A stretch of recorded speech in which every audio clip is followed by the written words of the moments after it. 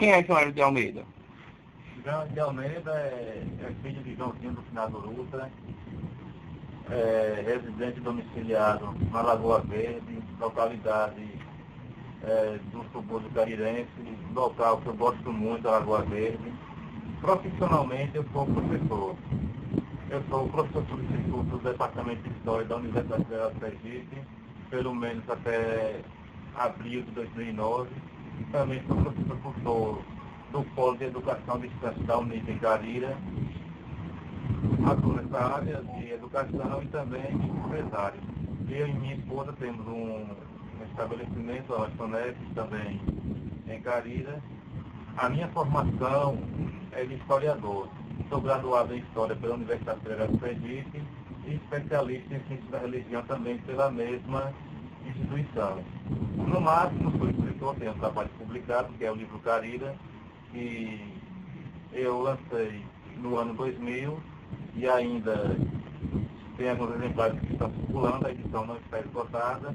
Contador de causos também, que é uma atividade muito antiga. Que é Mas o que é? O que significa? O que é esses causos? O que é causo? Quem pode explicar o que é causo? O caos, eu diria que a história tem que ser aquela história metodológica. Porque existem várias definições para a mesma palavra. História. Dentro dos portões da universidade, eu não posso dizer que um caos é história. Dentro da universidade, história é que tem um método. É uma narrativa, mas que essa narrativa tenha fonte. Seja essa fonte saber de onde vem, né? Saber de onde vem, né? Saber de onde vem. Isso é história, metodologicamente falando. É a história que realmente tem como se provar, né? É isso? Ou que pelo menos tem provas coerentes, ainda que seja irreal. Mas tem os indícios, né? Tem os indícios que aquilo aconteceu, né?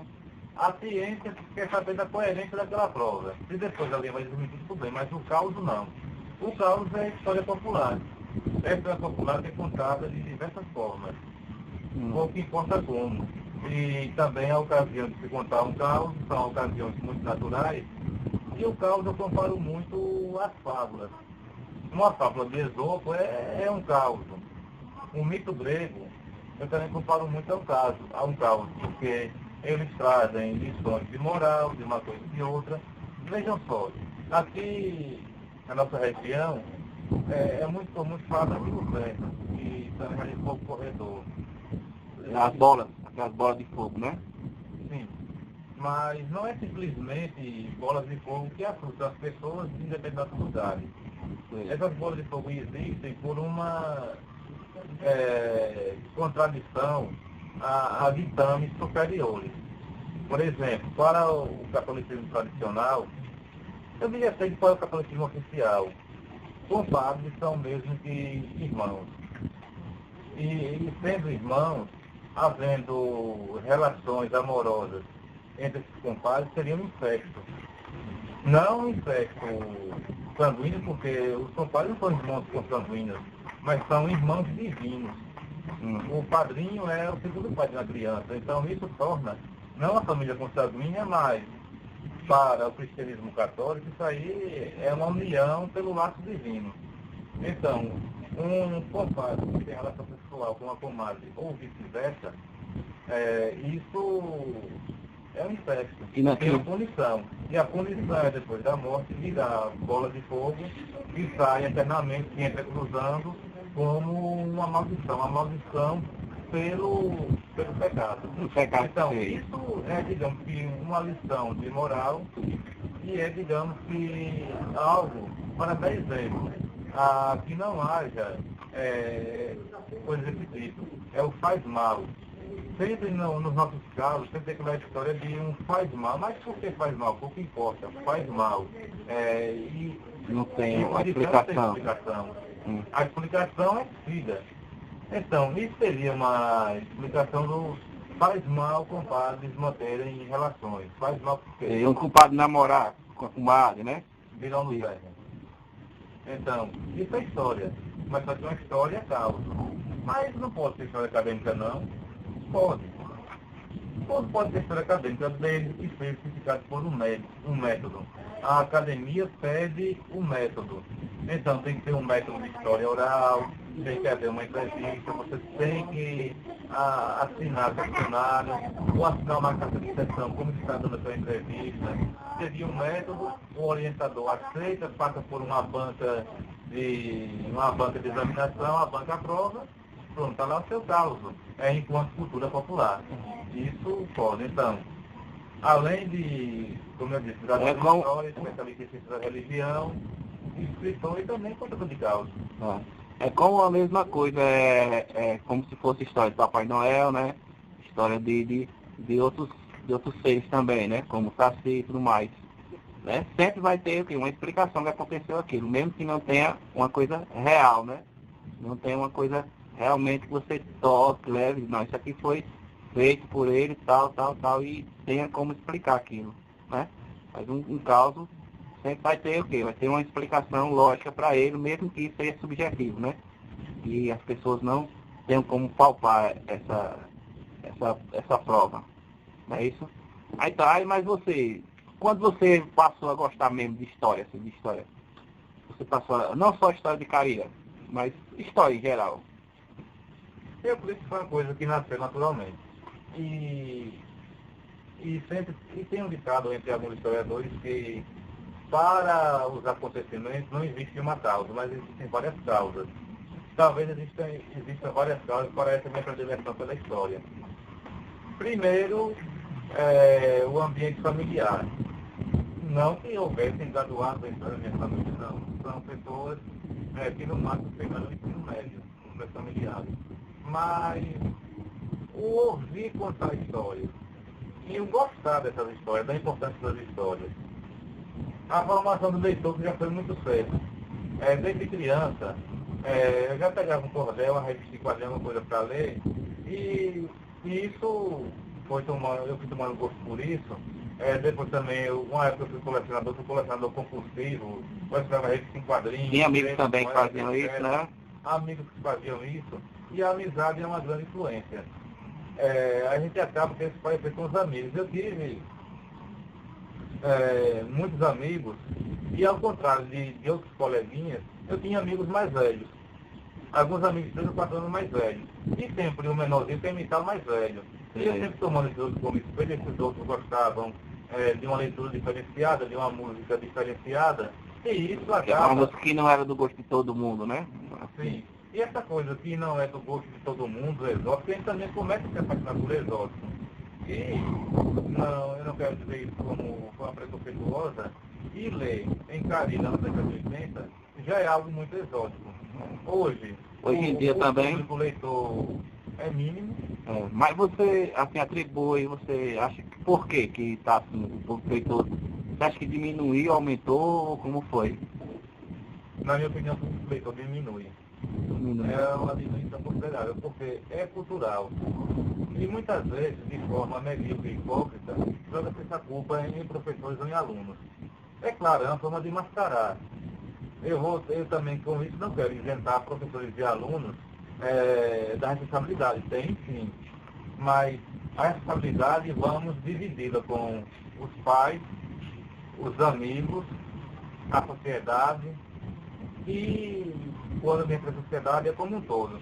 Eu vou citar aqui um exemplo de algo que eu vi no programa Festival de Música Clássica, o senador Arthur da Távola, algo que eu assisti há muito tempo, que inclusive o Arthur da Távola morreu, não sei nem se o programa dele continua. Algumas vezes passa ainda, uma reprise, né? E eu lembro de uma cena de uma orquestra tocando em Berlim, na Alemanha.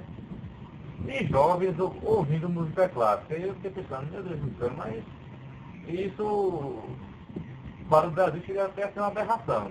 E o pior é que muitos ouvem aquilo com a partitura, né? Acompanhando a partitura dos irmãos, né? E jovens, pessoas, eu digo, não, mas seriam nerds. Mas não, nós observávamos pela cena que ali tinha gente com cabelo punk, outros realmente com roupa social. Era um público muito diferenciado. E cenas, veja, uma cena que eu acho quase impossível, não seria exagero também, mas difícil de ver no Brasil. Um casal de namorados. Estava lá a moça sentada na grama, ouvindo a música clássica, o namorado deitado no colo lendo um livro. No Brasil nós encontramos de domingo quantas cenas dessas. Aí depois eu vim perguntar, o Brasil é diferente da Europa. É claro que é. Isso tudo vem da formação, a formação cultural. Enquanto na Europa nós temos alguém lá em Berlim que lê livros de música clássica, aqui para achar isso difícil. E muitas vezes eu gosto de fazer algumas coisas para provocar, para esperar uma reação. E eu gosto de, às vezes, eu mesmo servir como recurso didático, experiência própria. E eu fazia isso para depois ver o que acontecia e comentar em sala de aula. Eu ia para a praia, às vezes com um livro, às vezes nem sabia, mas só para abrir na hora que passava alguém. Só para ver os olhares. E alguém me olhava, como um nerd ou como um louco. Ou é idiota ou é louco. Ler já é um desfaltério, ainda mais numa praia, que é lugar de se embriagar e de ouvir música. Se bem que, como diz... E podemos definir como... teóricos, música tem que ter melodia, ritmo... harmonia. Melodia, ritmo e harmonia. Eu não encontrei nenhum... E letra. Coisa. E letra. Não tem nada disso. Mas o Brasil é um país democrático, vamos ver a música assim. Aquelas músicas que tocam lá. E eu me distanciando daquele tocando ler. Aí veja só, ler sendo uma coisa estranha, mas tem uma desculpa, e eu às vezes quero aquela desculpa, que tem uma desculpa de febre é feira ruim. E dizer que o livro no Brasil é caro é desculpa de febre. O livro é barato. E eu diria ainda mais, é baratíssimo. Porque alguém que faz um curso compra o livro por R$200. Eu digo, peraí, mas alguém está falando de um livro específico, quem está fazendo medicina, veterinária, alguma coisa, que é livro específico e deve ser um calhamato. Isso. Esses livros requer muito de quem escreve, né? Também, né? Isso. Por exemplo, quem quer ler um livro barato? Quem quiser ler um livro por mês, durante uns 20 anos seguidos, gastando no máximo R$15 por mês, consegue. Mas livro por R$15 é caro. Dá quantas cervejas vende R$15? E às vezes gasta que nem sente. Mas beber pode, não gastar com cultura não.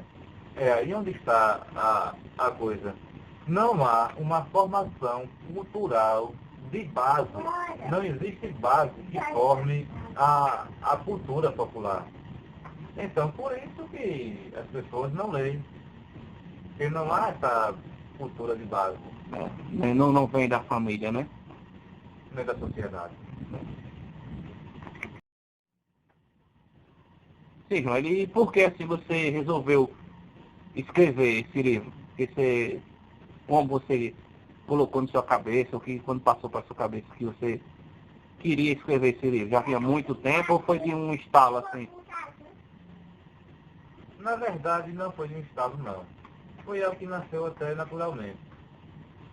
Conversando assim com alguns amigos, com algumas pessoas sobre a cidade, eu comecei a lembrar assim, do que alguém falava sobre um personagem antigo, do que outros falavam sobre outro personagem, até que surgiu assim a ideia de fazer uma pesquisa. Recolher informações. Mas você já pensava num livro ou queria mesmo ter só essas informações com você mesmo? Só para ler e ter essas informações comigo. Não pensava em fazer o livro ainda não, né? Não. Mas só que à medida que as informações foram se acumulando, pegava um folhetinho, como um folhetinho que tinha na Igreja Católica, que até Padre Raul havia escrito. Aí ele vai contar alguma coisinha de Mãe Carida, da paróquia de Carida, alguma coisa. Depois, tinha uma coleção sobre cangaço que contava da primeira passagem da Mãe Carida. Aí eu fui recolhendo e montando. Eu, na época, estava começando a aprender a digitar, era digitador, e comecei a digitar essas coisas e combinando, separando em capítulos e tudo. E começou a ficar uma coisa interessante. Aí uma vez eu lembro que foi no dia 25 de novembro de 95. Eu acho engraçado, assim, o historiador tem esse negócio de guardar as datas, né?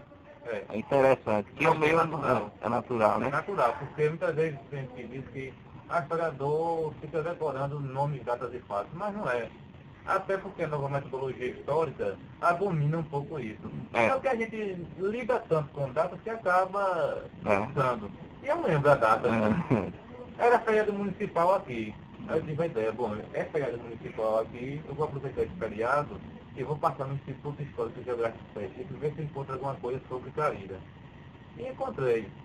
E para minha surpresa, um livro de um autor carirense, Olímpio Rabelo de Moraes.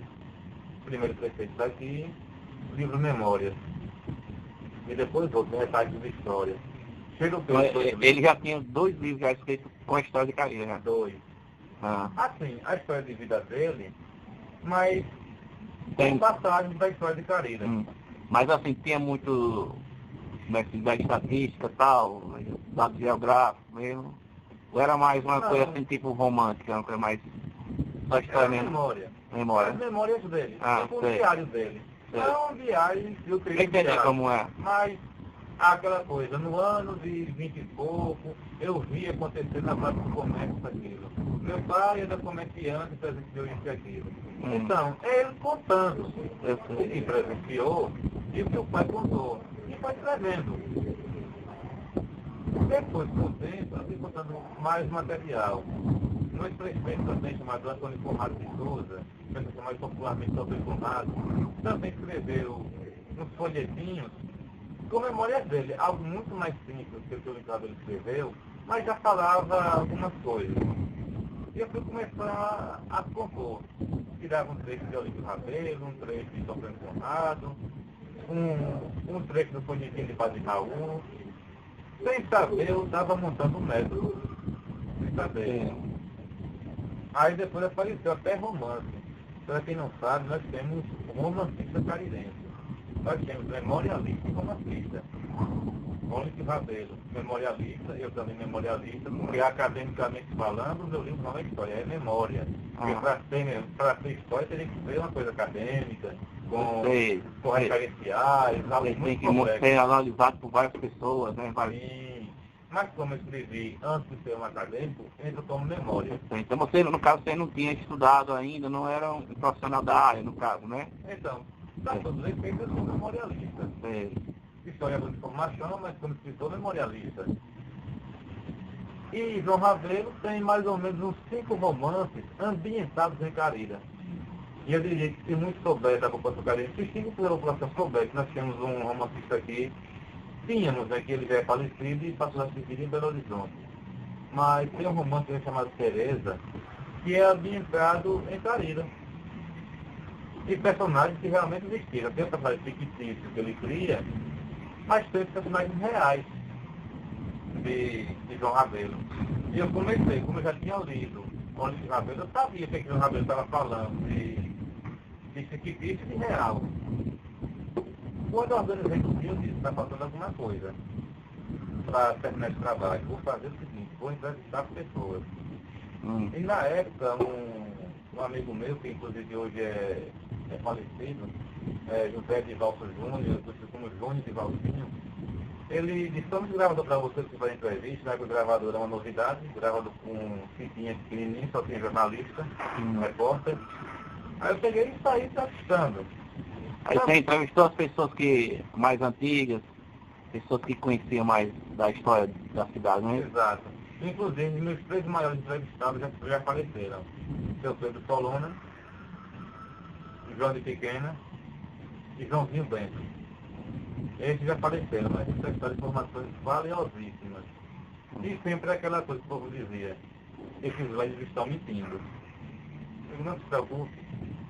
Porque aí não é mentira, é a memória dele. Se ele falar uma coisa de tal forma, eles acreditam que foi assim. E eu já tinha a fonte escrita, eu poderia comparar uma coisa com outra. Então você já tinha escrito o que eles falaram, né? Já tinha como... Eles estavam complementando. Eu sei. O que eles podiam complementar, eu incluía. O que era duvidoso, ia deixando de lado. Tem aí um tópico no meu livro sobre lendas, mitos, lobisomens, essas coisas. Eu criei um tópico. Um outro tópico sobre a cultura, tradição e folclore, da São Gonçalo, Reisado, coisas que desapareceram. Então, eu compus esse livro a partir disso, a partir de pesquisa e de entrevistas. Alguma vez você não sofreu assim, não sei comparar, algum tipo de preconceito? Não é nem preconceito, assim, de alguém dizer, esse cara é maluco e tal, pra quem vai fazer isso e tal? ele não vai ter condição de escrever um livro. É que, assim, a maioria das pessoas acha que para se fazer isso tem que a pessoa ser pessoa que tenha um nível de intelectualidade muito grande, que tenha sido formado em, seja mestrado, tudo. Você não sofreu nenhum tipo desse, não, de desincentivo, vamos dizer assim. Mas é claro, infelizmente, as pessoas que querem prosperar recebem muito mais críticas do que sugestões. Recebem muito mais comentário negativo do que positivo. Não estou dizendo que não houve incentivo, comentário positivo, houve, mas numa esfera menor. E quando às vezes não havia crítica, mas havia o olhar com desconfiança. Tem um ditado que diz que os vermes não gostam de rastejar sozinhos. Tem uma fábula que diz que uma vez um verme criou asas e quis voar, outro verme o arrastou. É bom rastejar junto, continuar na lama junto. Tem gente que prefere a desgraça do outro do que melhorar a si próprio. Melhorar a si próprio não, mas fazer com que o outro caia. Mas só que eu já tinha passado por preconceitos desse tipo antes, simplesmente por isso que eu lia. Você gostavam de ler. E eram os dois. O pessoal lê, esse pessoal guardando selo de carta para que esse pessoal escreve para o exterior. Esse pessoal fica ouvindo... Colecionando dela. Aí, então, colecionando moedas. a gente pegava os rádios nas nossas mãos, mudava de faixa para ouvir da curta, eu ouvia com 12 anos transmissões da Rádio Voz Helênica da Grécia, BBC de Londres, Rádio França Internacional. Eu ouvia isso com 12 anos de idade. Daí, ajudar a formar uma orquestra do doido. E a sociedade vê esses dois meio que com indiferença. Eu pensei isso. Então, e escrever um livro, essas coisas. Mas, por último, aconteceu um efeito positivo. Aí depois que a pessoa conhece... O trabalho. Depois de reconhecido o trabalho, foi algo mais que tipo, isso não era loucura, não. É tanto que meu trabalho foi muito bem aceito. Ele é utilizado para trabalho escolar, no ensino médio, fundamental, até no superior, muita gente. Então, e foi um trabalho que modificou a forma de ver a história de Carira. Aqui eu, como professor, já presenciei várias crianças que eu ensinei no interior, aqui na cidade, várias localidades, toda localidade que eu ensino, pergunto, quando eu ensinava em quarta série, eu perguntava quem é mãe Carira, já sabia como foi que ela morreu, onde foi que surgiu Carira. Crianças que, se não tivesse o livro, logicamente, acho que não teria esse conhecimento, né? Então, assim, foi um ponto muito positivo. A questão essa questão de se fazer alguma coisa diferente do que a sociedade julga como certa, é isso, né? Quando a coisa dá certo, aí você é ovacionado, você é colocado nos braços, você é o cara inteligente, né? Hoje você é tratado como uma pessoa culta, inteligente, mas se esse livro você não tivesse conseguido ter sucesso, você estaria ainda como um louco ainda, sei lá, o que definição poderia ter, né? Seria apenas mais um. E isso dos alunos verem é muito recompensante. Saber que tem alguém na quinta série que já folheou meu livro, saber que alguém passou pelo ensino fundamental e médio e leu meu livro. E hoje, às vezes, eu passo por situações que são... e isso é agradável para quem faz um trabalho desse tipo. Tem coisas que, é claro que existe a compensação financeira pelo trabalho, compensação financeira que se entenda pouca, porque o público leitor é pouco no Brasil. Quem pensa em fazer dinheiro com livro está muito enganado. Tem a compensação, você vai ganhar alguma coisa, mas não é lá essas coisas. Quem pensar em sobreviver de vender livros só se for os grandes nomes da literatura internacional. Mesmo assim, alguns deles acabam indo para a falência. Então, como atualmente também eu lido com microempresa, eu e minha esposa, de vez em quando chega alguém no meu estabelecimento, vendo para achar o nome João Ed, e sempre diz, é você que escreveu aquele trabalho e tudo, isso é muito compensador. Eu li, o meu professor passou, não sei o seu livro, isso é muito bom. Muitas vezes assim, eles sabem como eu fiz um trabalho sobre a história de Caria já várias vezes, né, que a gente sempre, todo ano sempre vai renovando, né? Muitos conhecem o nome, mas não sabem quem é a pessoa, né? Conhece quem foi o autor. Acha também que é, como a gente disse, é uma pessoa que está longe do alcance, né? Uma pessoa que está longe do alcance daquela criança, né? Porque a criança tem isso também, né? E também tem a coisa que você imagina do outro, né? Geralmente quando as pessoas não me conhecem, nem sabem a minha idade nem nada, aí logo em 2000, isso, né, como diziam, João Hélio, que é historiador, que escreveu, esperavam um velho com uns bolsos feitos de papel, com a bengala e tossindo o tempo todo. Aí quando você chegava, alguém de camiseta, de tênis, meio falando pelos cotovelos, mas esse daí é como se tivesse um arquétipo, um estereótipo para isso. Na verdade, qualquer um pode escrever, qualquer um. Então, assim, aí você acha então que qualquer pessoa, por mais simples que seja, né, que queira mesmo, que goste, pode fazer qualquer coisa, desde que se dedique, né? A palavra-chave é dedicação e responsabilidade. Eu conheci um senhor de 80 anos lá que se alfabetizou pelos SESC, Siqueira Canzanera Caju, aprendeu a ler com 80 anos. Já tem 2 cordéis publicados. Cordelista. Recém-alfabetizado aos 80. Ele quebrou aquele ditado que está fazendo aprender a cantar. Ele aprendeu e está cantando bem. Sim, mas aí, sobre a história mesmo, de Carira mesmo. Como surgiu a nossa cidade? Né? Quem foi, os primeiros habitantes, tudo. Toda a história precisa de fontes que a confirmem. Fontes documentais, documentos escritos, relatos, isso eu nunca encontrei. Mas a história de Carira está contida na tradição oral. Então, pessoas que lhe falaram, né? Isso.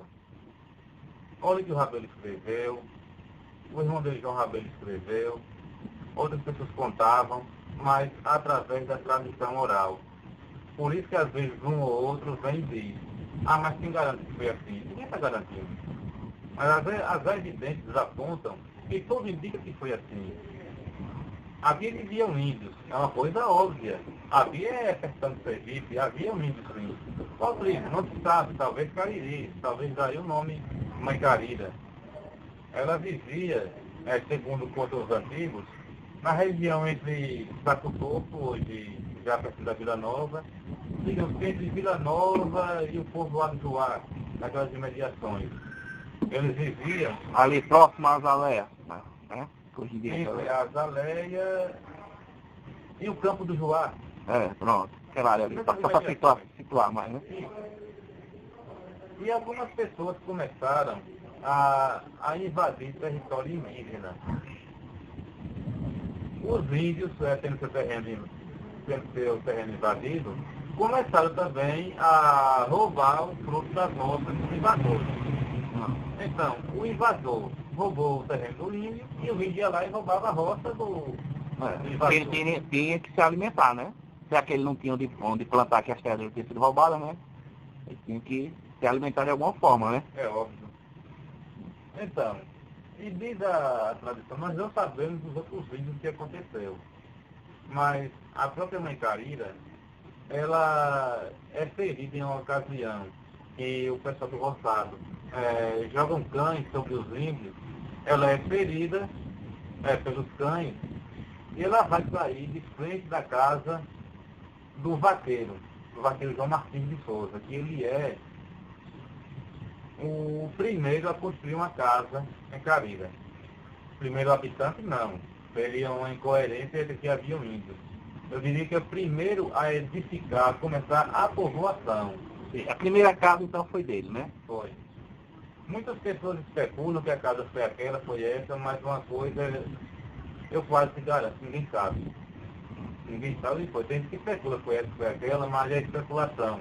Não é bom dar crédito a isso. Até porque as pessoas que viviam naquela época já morreram, né? Para ter a credibilidade total. A credibilidade significa que ela ficava do lado sul da praça, que hoje em dia é Praça Martins de Souza. A praça lá de baixo, né? Sim. E esse João Martins, ele sepulta a Índia, apõe sobre o túmulo uma cruz de madeira, futuramente constrói uma capelinha, e aí nasce até a devoção dos católicos, que é a Santa Cruz, a cruz da... A capelinha no caso da igrejinha lá de baixo, né? Não é essa de hoje. Não, a de hoje, não é a de hoje. Porque a antiga igreja da Rua de Baixo, ela era para o norte e frente para o sul. Ela ficava bem próximo, pronto, digamos assim, ela ficava onde hoje seria de fundo para o Parque Goiabão e de frente para a casa de Dona Genel, que era de Dona Genel, lá em cima. Mais ou menos ali onde ficava a antiga igreja. E era ali onde ficava o túmulo da Índia. Ali pertinho tinha o barracão da feira. Ali se contava tudo, a delegacia de polícia, escola pública, o barracão da feira. A feira, inicialmente aos domingos, não sei quando mudou para segunda, mas inicialmente aos domingos, uma pequena reunião, e cresceu, e chegou até se tornar em algum momento a maior feira do estado, a de Carina. Mas você assim, tem uma data assim, mais ou menos específica, para quando surgiu a feira, Carira? Com exatidão é difícil, mas não me falha a memória, foi entre 1870 ou 1875. Eu posso te precisar a década de 1870. O ano especificamente não lembro. Aí, mas o que será que vendia naquela época? Eles vendiam farinha, essas coisas, produtos manufaturados, né? Bolachão, fumo e cachaça, inicialmente. Ela vendia. Inicialmente, todos os gêneros alimentícios. Eram todos produzidos. Farinha. Era uma marido também era produzido nas próprias localidades, né? As pessoas que moravam já tinham seu feijão, né? Tudo isso, acho que isso... Isso, mas também tem intercâmbio no tropeiro. Meu avô materno e meu avô paterno era tropeiro. Tropeiro é também chamado de comboieiro, de almocreve. Em resumo, é aquele indivíduo que tem uma troca de burros de carga e eles fazem o comércio intermunicipal. Vão até Maruim, não precisa ser comercial na época, comprar tecido de Maruim para revender em Carina. Depois levava, digamos que, feijão de farinha de Carina para vender em Itapuranga. Depois, com esse dinheiro, comprava coco em Itapuranga, vinha vender em Carira. Depois, aqui, comprava, digamos, em milho e ia vender em Simão Dias. Sempre nesse trajeto de intercâmbio. Compra aqui, para outro lugar. Então, o tropeiro é quem faz essa integração intermunicipal. É, quem levava e trazia as A nossa globalização era o tropeiro. A nossa globalização era a nossa internet também, porque era o tropeiro que trazia as informações do jornal. Se bem que bem poucos liam jornal. E tem jornal é coisa de vagabundo. Lê alguma coisa, né? Olha aí também onde entra esse tipo de controle quem lê. Tinha uma espécie chamada vagabundo leitor de jornal. Vagabundo leitor de jornal era aquele que não fazia nada, entre aspas, né, que para o lavrador, trabalhar é só trabalho braçado, trabalho emprestado na casa. Suar, né? Suar e encher mão de calo. Trabalhar sentado, recebendo fresca, como se diz, sem trabalho. Então, aí, o leitor de jornal era vagabundo. Jornal de 15 dias atrás, 3 semanas atrás. E sobre a questão assim, dos cangaceiros, como são os primeiros relatos do cangaço aqui que você conhece? A relatos de cangaço aqui são vários. Mas sobre cangaceiros, primeiro temos que levar em consideração duas coisas. Ninguém faça essa pergunta. Cangaceiro tal era herói ou bandido, não tem herói ou bandido. Porque herói é uma categoria. É um herói nacional, que é uma figura criada para ser o herói. Bandido também é uma criação da justiça. A justiça que vai dizer quem é bandido ou não. Perguntar se cangaceiro é herói ou bandido é incoerência. Cangaceiro é cangaceiro. Nem herói nem bandido. Como dizer, fora a parte. É fora a parte. Já é outra coisa. É outras atitudes. É outra forma de viver, que não é nem herói nem bandido. Outra coisa também a se considerar é aquilo que foi dos causos. Ver o que é que realmente é fato e o que é inventado. Chega um momento que parece que o ancião era quase onipresente. parece que ele está em vários lugares ao mesmo tempo. Sempre tem alguém que diz assim, o Lampião passou na frente do meu pai em tal época. Caminhando aí pelo Nordeste, a gente sempre deu uma expressão. Parece que o Lampião estava em várias cidades ao mesmo tempo. Então tem muito a invenção. E também, cangaceiro não é tudo a mesma coisa. Tem cangaceiro que age de uma forma, outro que age de outra forma. Ninguém vem dizer que ele dá ser justiceiro, porque não é. Ninguém vem dizer que ele dá ser bandido, porque não é. É um outro estilo. Como o professor Jair bem disse, é fora parte. É outra coisa. Então, o Lampião passou por aqui, segundo o relato, no ano de 29, em março. Não agrediu ninguém, não ofendeu ninguém. Ele bebeu, farriou, fez um coleta de dinheiro e quando dia foi embora. Em novembro voltou, um pouco mais agressivo, mas também não houve troca de tiro com a polícia. E fora outros candidatos que passavam o tempo todo. Angelo Volpe, chamado de Anjo Volpe, Zé Baiano, Purisco, Balão, esses todos, eles passavam sempre por aqui, né? Por aqui tem isso. Não saída a cidade, mas o município, é sempre territorial. Às vezes você passa por algum município, né? Sim, pelos povoados. Mas ele já teve até muitos relatos aqui, inclusive meus familiares também já me relataram, né? Não sei também se é caso também, mas alguma invenção, sei lá. Sei que relatos que ele sempre tinha algumas coisas que ele era muito violento, ou até também era justiceiro, como chegar num local e mandar que cozinhasse para ele e tal. Aí um dos cangaceiros reclamava, ele mandava colocar 1 quilo de sal e mandava o cara comer. Aí sempre tem assim, alguns relatos por aqui também, que você tem conhecimento. Agora, aquele relato sem comprovação, a gente tira por menos, a gente vai enquadrando enquanto mito. A história do sal, eu diria que é uma das mais conhecidas. Veja bem, comer 1 litro de sal, não 1 quilo, 1 litro. Um litro de sal de pedra. Talvez tenha acontecido, não vamos deixar esse dado. Pode ter acontecido, pode não ter acontecido. Mas é mais conhecido, todo mundo fazia em várias cidades do Brasil, dizem Nordeste, mas no Brasil se conta isso. Então assim, em Paripiranga o Lampião fez o café com 1 litro de sal. Porque em Gararu o Lampião fez o café com 1 litro de sal. Aí vai dizendo, vai soltando o nome da cidade, sempre em toda a cidade ele fez isso, é estranho. Posso que alguma vez seja parecido, não há duvidar. Às vezes aumenta também, né? Às vezes alguém aumenta, né? Cada um que conta aumenta um ponto, né? Quem conta um ponto. Tem muito cuidado com essas afirmações.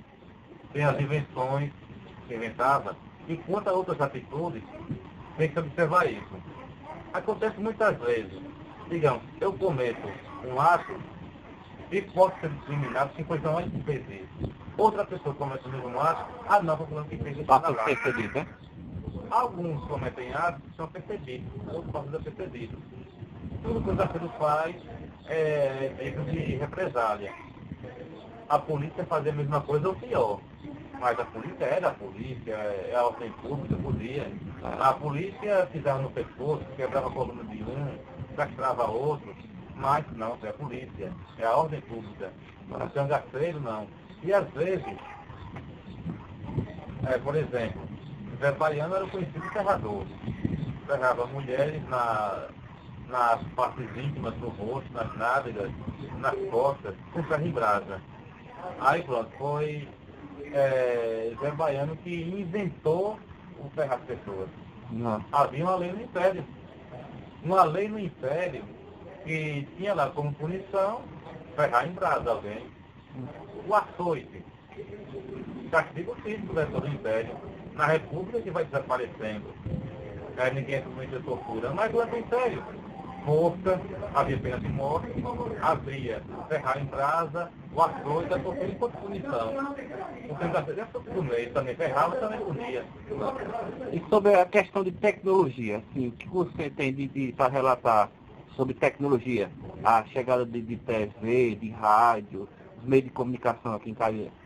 Diz Olímpio Rabelo que o primeiro rádio chegou em Cariri na época da guerra. Segunda Guerra Mundial, as pessoas às vezes da guerra pelo rádio. Mas é uma coisa muito estranha. É como se os programas políticos a gente vê ali a cabeça do governo que está falando. Porque era o chamado questão de Europa. Grandão, né? Sim, tipo, algo mais ou menos nessa bicola, assim, grandão e com a voz meio rouca. Ali é a cabeça do governo que fala. Ou alguma coisa estranha. Ou até a terça-feira que pode ser falava, que era o filho único que não trazia uma caixa que está falando. De onde era que vinha essa... Quem era que estava lá dentro para estar falando dentro de uma caixa, né? Depois, a tecnologia no sentido rodoviário, chega os caminhões tecnicistas também, fazendo a rodovia que ligava Aracaju a Paulo Afonso. Aí chegando a rodovia, vem um caminhão, um progresso, as pessoas tinham medo do caminhão, outros faziam promessa, amarravam uma fita no caminhão, faziam promessa, o santo caminhão. Tinha medo. Aí assim, criança que via um caminhão, faziam promessa. achava que era uma coisa divina, né? Sim. Se locomovendo daquela forma, né? Daquele tamanho. Quem está empurrando, caminhando sem pé, rodando. Sem estar o animal puxando, que é acostumado com carroça, né? Os animais puxando. Tem gente que ainda hoje se aposentou, porque dentro do caixa eletrônico tem um cão que fica dando dinheiro ao povo. Quem nunca viu a máquina dar dinheiro ao povo? A pessoa apertaria aquele botão, vendendo a alma pro diabo, e o diabo vai dar dinheiro no caixa eletrônico.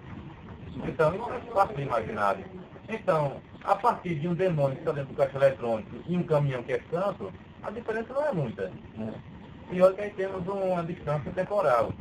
Aí eles estão entrando na história cultural, no pensamento da população. A TV eu não sei quando chegou, mas também na década de 70, né? Ele vai popularizando, poucas pessoas tinham TV. E quem tem TV tinha cinema em casa. Eu me recordo, assim, ainda criança, 5, 6 anos, meu pai tinha uma TV, né? Finado Zé Guarda, né? Conhecido. E quando passava algum filme na TV, aí a maioria, quase ninguém tinha TV, né? Pouquíssimos casos tinham TV. Não é como hoje, né? Mas a maioria das crianças da rua ficavam tudo na porta. O portão era portão de ferro, né? Dá para assistir a TV por ali. Aí meu pai fazia, aí abria o portão e mandava todos sentar. Sentavam todos no chão. Era 10, 20 crianças, tudo sentado no chão para assistir a TV, né? Que não tinha o tanto que tem hoje, né? Que as crianças já têm TV no próprio quarto, né?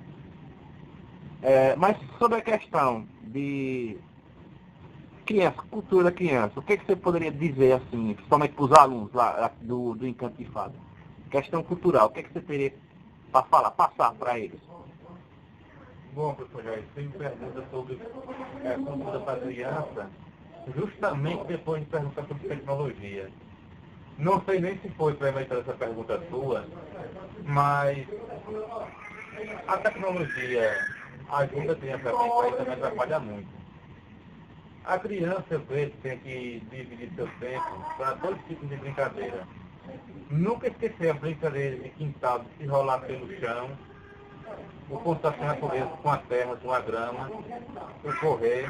Antigamente nós brincávamos de mãos ao ar, mãos ao ar, brincar com ladrão, de bicho, e lá você chama de pega-pega. Mas eles brincavam de bicho. De cola na mancha, de cola ajuda, brincar de bandeirinha, brincar de tapu fora da toca. A brincadeira que socializa a criança. O que é socializar a criança? Um correr atrás do outro e vejam as amizades das pessoas que hoje estão na faixa etária, na casa dos 30, na casa dos 40. Então aqueles amiguinhos do mão zoado, do policiadão, do cola ajuda, do brincadeira de canto, que houve essa integração da brincadeira. Ainda bem que existe futebol, né? Que alguém ainda joga uma peladinha, e a peladinha ainda socializa. Só se conhecem, né? Conversam. E tira um pouco do mundo fechado do Orkut do MSN. Não que isso seja ruim. Eu, inclusive, sou adepto do Orkut do MSN. Mas só que chega um momento que o jogo eletrônico vicia. Um jogo de videogame com missão é muito bom. Ele ajuda a despertar a inteligência. Você fica lógico, né? mais meses tentando resolver ali um problema. Você tem que ler, tem que entender o contexto. Às vezes está em outro idioma. Às vezes você vai mudar o idioma, está em espanhol, você já vai ouvir um relato em espanhol. Tem joguinhos, veja Open Paz, você vai montar um império. Você vai estudar história medieval e ver aquilo. Mas só que há o risco. Fica uma tarde toda no joguinho, depois Orkut, depois MSN, sala de bate-papo que está meio em desuso, mas alguns ainda usam a sala de bate-papo, o chat, e ficar navegando de um site para outro, e às vezes com conteúdo que não é tão interessante para criança. Então, deve haver cuidado. Jogue no videogame, que é interessante. É muito bom. Use a internet, que é uma fonte riquíssima de informações. Mas não esqueçam a peladinha do final de semana, não esqueçam o rolar pelo chão, o quintal de casa. Eu não sei que os cimentam quintais por causa de um excesso de higiene desnecessária. Cimentar um quintal vai ficar bonitinho. E a terra, e a grama, e a minhoca que sai por ali, a formiga. Até aquilo ali serve como que? Para que ative o sistema imunológico da criança, né? O sistema imunológico e até terapêutico. Hoje em dia, na minha época, criança não ia para psicólogo, hoje em dia criança não vai para psicólogo. Enquanto a terapia é muito boa, é estar descalço no quintal. Um pai com cuidado desse vai dizer que não vai pegar verme, pouco importa. Pegou o verme, toma lá qualquer coisa e melhora. Ainda ajudou a melhorar o sistema imunológico. Então, na minha opinião, a gente tem que dividir o tempo entre a saudável brincadeira tradicional e também saber usar de forma filtrada e consciente os meios eletrônicos. Nisso os pais têm a função muito boa que é de orientar, né? Se a criança não tem orientação ainda, a mente não está preparada para dividir isso, né? Tem que os pais também estarem ligados nisso, né? Eu cuidando dos pais. Porque uma coisa muito ruim que está acontecendo é que os pais acabam terceirizando. Isso mesmo, terceirizando a educação do filho para a TV. É a TV que educa. Os pais estão muito ocupados, têm muitas coisas para fazer. Na hora da folga, esquecem dos filhos, porque eles têm o DVD, vão assistir o DVD da Xuxa, tem a TV, tem o videogame, e o pai vai se miscuindo da responsabilidade. Isso é ruim. Depois, vai reclamar de algumas atitudes dos filhos, mas não tem autoridade nenhuma para isso, porque eles só se especializam em educação. Quem ensinou esse menino a falar isso? Quem ensinou esse menino a ter essa atitude? Como ensinou ninguém sabe, mas a omissão paterna, eles passaram por culpa disso. Então, só para a gente encerrar, e aí, o que você teria mais que dizer suas últimas palavras aí para a gente encerrar essa entrevista? Bom, como últimas palavras, eu agradeço essa oportunidade que me é dada de comentar um pouco sobre minha trajetória e sobre meu trabalho intelectual, e também como essa entrevista é direcionada às jovens do ensino fundamental, um conselho. Tudo bem que conselho é algo que a gente não gosta. É algo que é como se determinante a fazer uma coisa. Aí eu tenho a dar um conselho. Sejam dedicados ao estudo e também não esqueçam a infância e a adolescência. Brinquem, usem os jogos eletrônicos da internet, mas também cumpram com as responsabilidades educacionais. No futuro, isso vai vir para alguma coisa para vocês. Atualmente, até para ser lavrador, até para ser professor gerais, tem que ter educação. Um lavrador que tem educação e sabe usar a internet, se ele entende um pouquinho de economia para poder melhor tempo de plantar folha, melhor tempo de vender e de comprar, já é educação que serve. A educação serve para o vaqueiro, serve para todo mundo. Ainda que eles queiram seguir carreira acadêmica, mas sempre que faça um ensino fundamental e médio competente. Estudem, se dediquem, cobrem seus professores, né, são os professores da responsabilidade de alunos, cobrem seus professores, o trabalho profissional de qualidade, e no mais, eu agradeço a entrevista.